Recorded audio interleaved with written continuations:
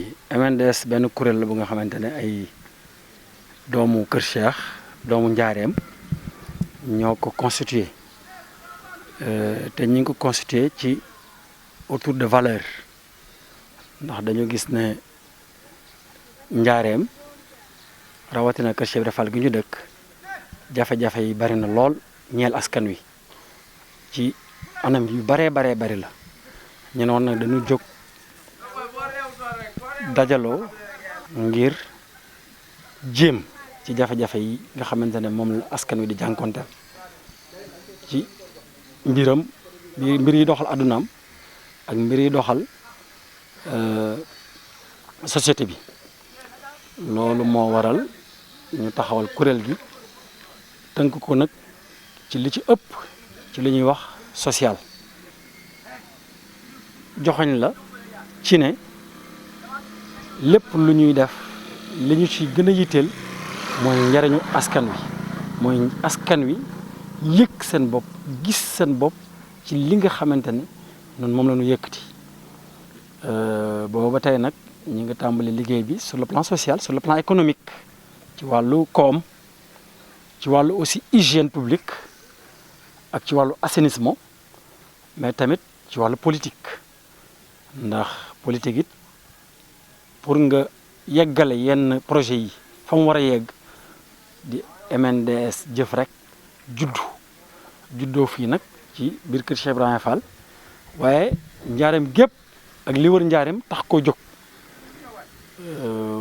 mën naa ne sax buñ ca demee ba ca kanam ba nu génn ci commune bi dem ci département bi egg ci région bi mën naa ne sax am nañu ambition nationale. bi ñuy tàmbalee rek ñu ne dañuy tàmbali intervenir ci ce qu'on appelle sur l'éclairage public ku ne éclairage public ci jamono bii ñu toll nii nga xam ne jamono nawet la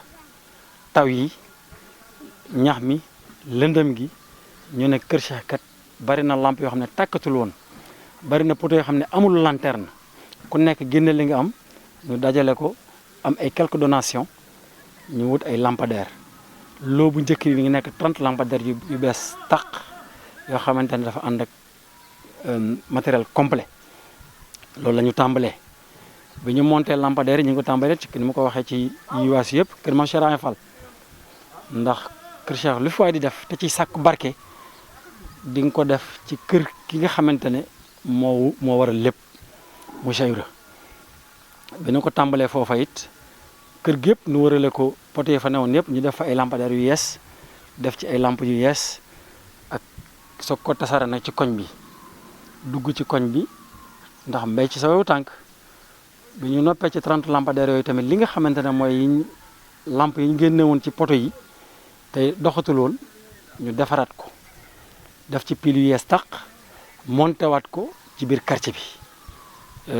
jëlee nañ lu mel ni école Serigne Saliou Fall dugg Ndioufène génn Ndioufène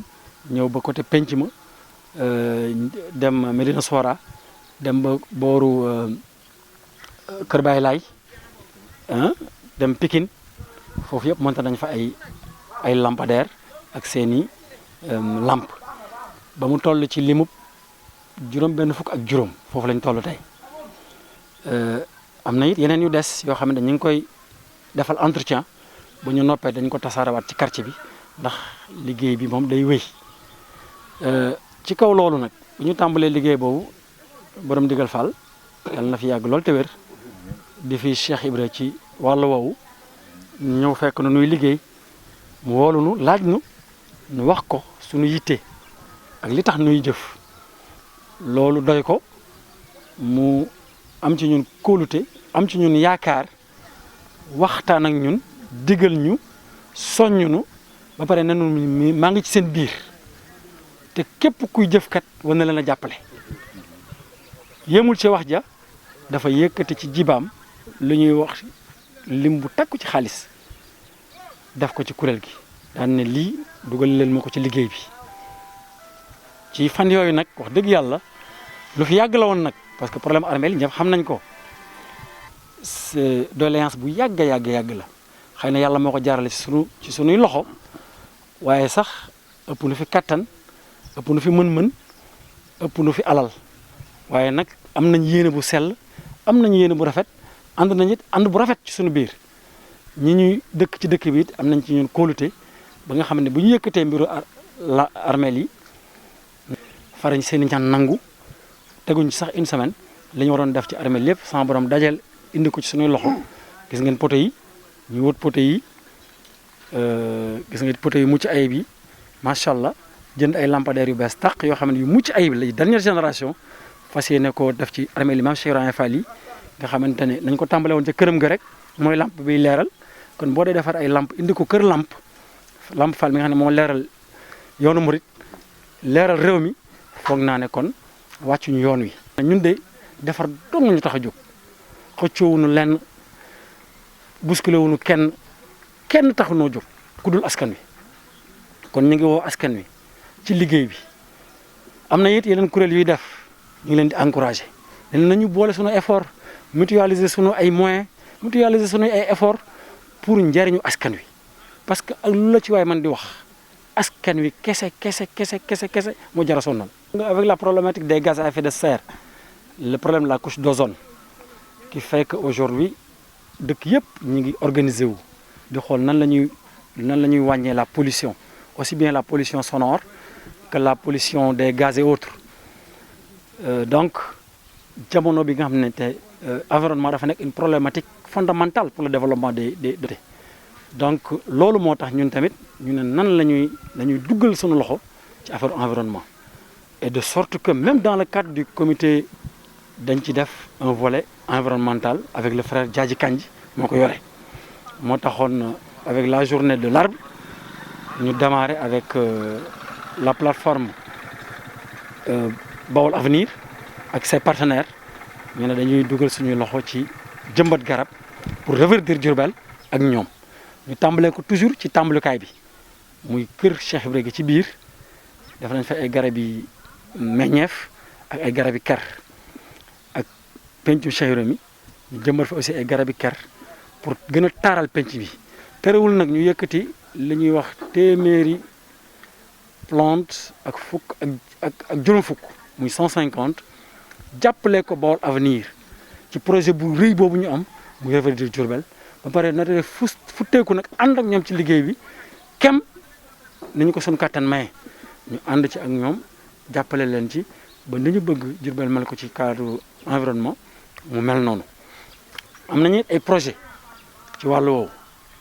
du point de vue du ramassage des ordures pour intervenir ci ramassage des ordures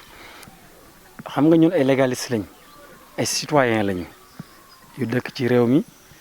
ba pare respecter ce qu'on appelle les autorités de la République parce que lu ñuy def c'est le prolongement des actions de l'État parce que État ak municipalités yi nga xamante ne les autorités décentralisées mënuñu